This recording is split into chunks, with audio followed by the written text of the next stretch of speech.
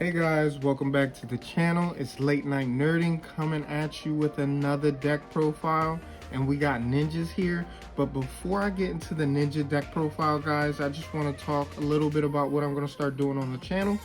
So I did get a comment on the Elemental Hero deck profile asking me to play the deck. So I am going to start uploading EDO videos on the decks that I build, as well as getting into some Master Duel stuff, alright?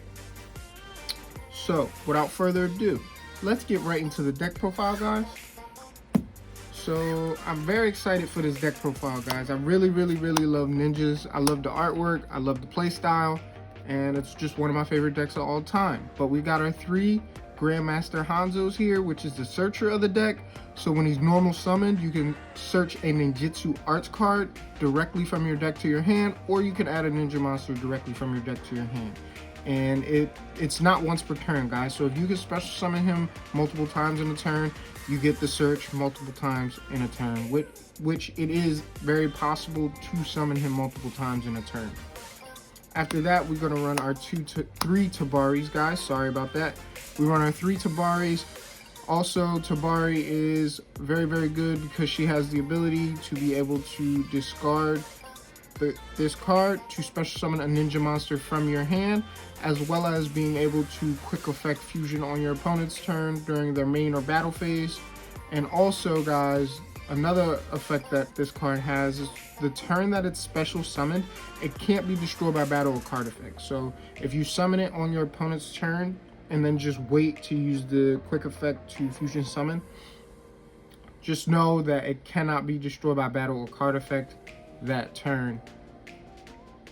After the three Tabaris, we have our three Mitsus. And Mitsu is the negate of the deck, as well as a free special summon, as long as you control a ninja or a face down defense position card. So the way her negate works is you have to control a face down defense position card, and you would flip that card up and flip her face down to negate the activation of one of your opponent's monsters. After the Mitsu, we're going to go into our two Kagero. Kagero is the dodger of the deck, as well as when it is normal or special summoned or flip summoned, you can special summon a ninja monster from your hand or graveyard, as well as having its own graveyard effect to where one of your ninja monsters is targeted by an effect.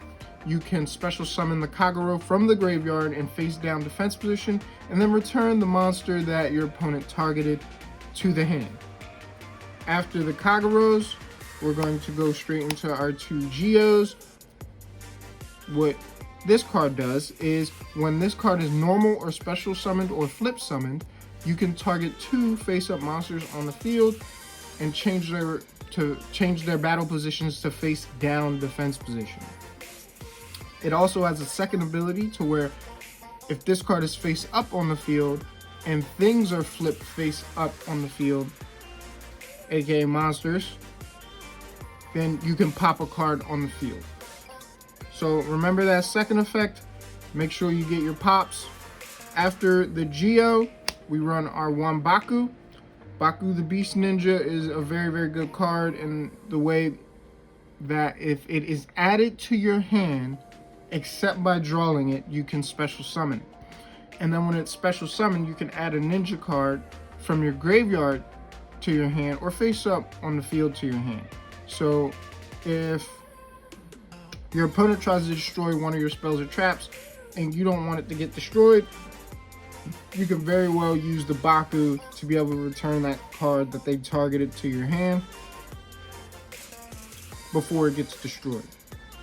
After the Baku, we run the one Green Ninja. When Green Ninja is sent from the hand or field to the graveyard, you can target a card on the field and change it to face up attack or face down defense position. And if you have your Geo up in face up attack position, then you can target one of your opponent's monsters or one of your monsters and flip it face up, and then that will allow Geo to get his pop off. After the Green Ninja, we just run our three Ash Blossoms to round off the monster lineup, and we're gonna go straight into the spells, guys, as in our three ninjutsu art notebook of mystery. And if you do not know what this card does, is it allows you to set a ninja and a ninjutsu art spell or trap, one coming from the deck and one coming from the graveyard. After Ninjutsu Art Notebook, we're going to run our 3 Book of Moons.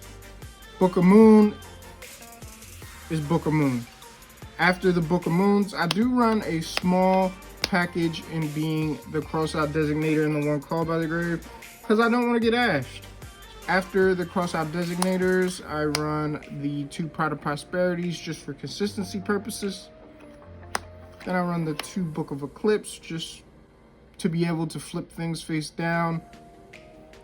After those, we run our 2 Iron Diggers.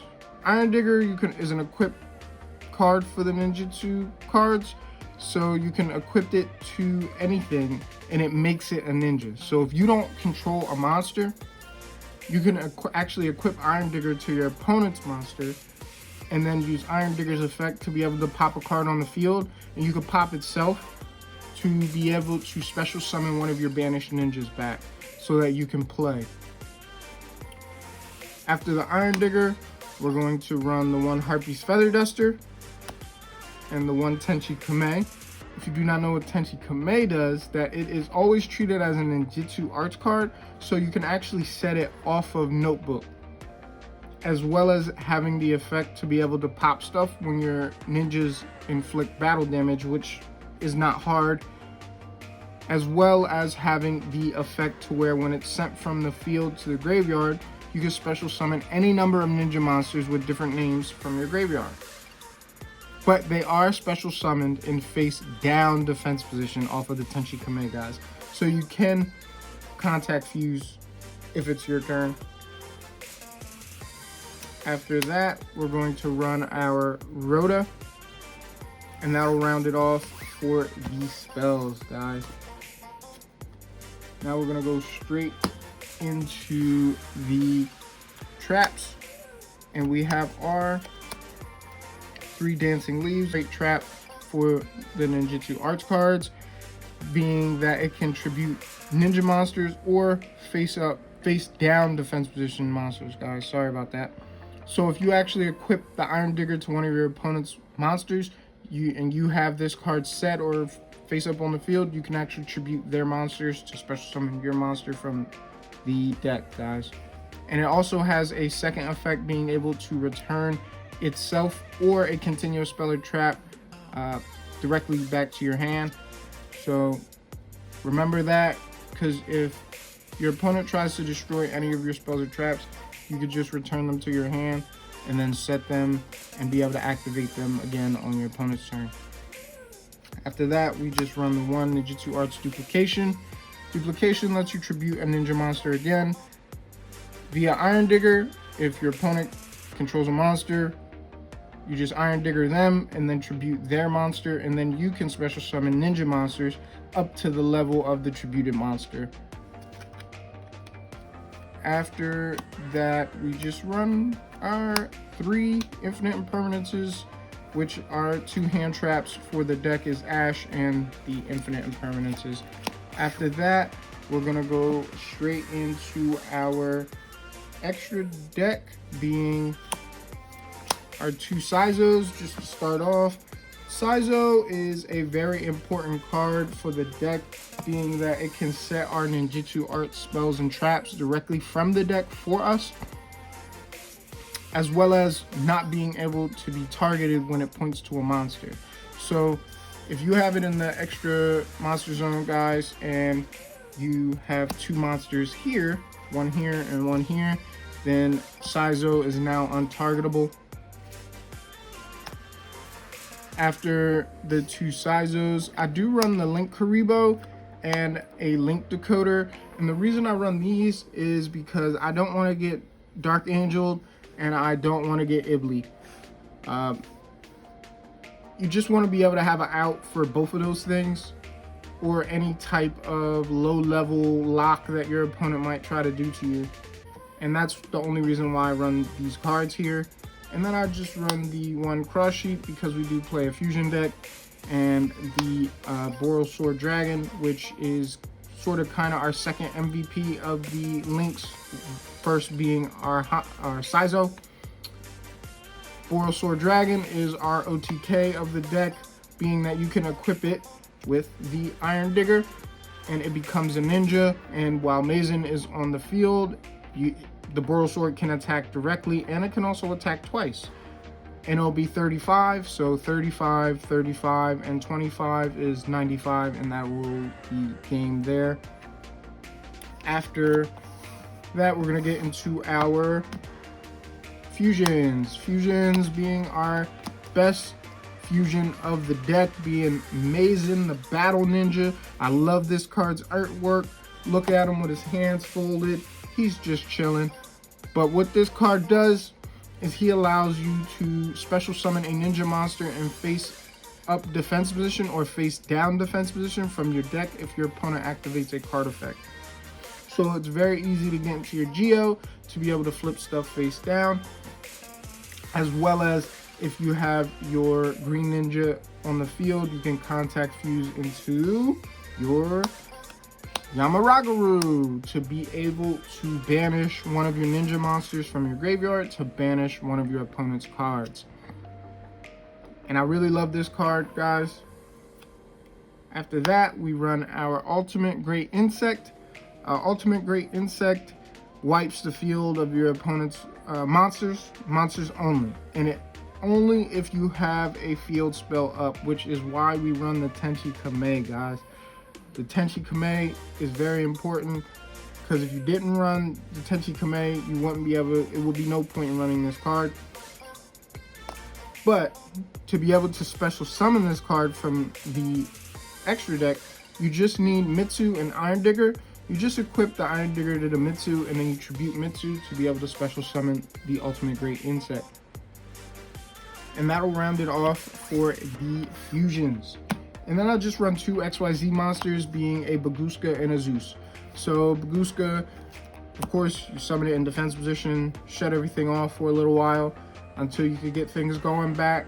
And then you could just switch it back to attack, and then go ahead for attack, and then go right into your Zeus. Clean up the field, and then continue your plays from there, guys. But that concludes the deck profile. Let's just go a little bit into some of the side cards. I did write some stuff down. I don't really have a side deck put together, but these are some of the things that I will run in the side deck. Nib for combo decks, Evenly for combo decks, Lightning Storm. I run Lightning Storms because I run the Book of Eclipses. Anti-spells, I don't really activate spells from my hand too often. Most of the time I'm setting stuff off of Saizo, and I'm just setting stuff and passing. Ghost Ogre for removal, and Herald of the Abyss for Pearly matchups. I really do not like playing Pearly. Ninjas have a horrible matchup against Pearly, so that's why I run that card. But also the anti-spells actually help with Pearly too, as well as the Ghost Ogres. So I'm just trying to be very versatile with the side deck to be able to just be very generic with the things that I run, but still be able to hit a lot of things. Guys, let me know what you guys think of the deck profile. Late Night Nerding out.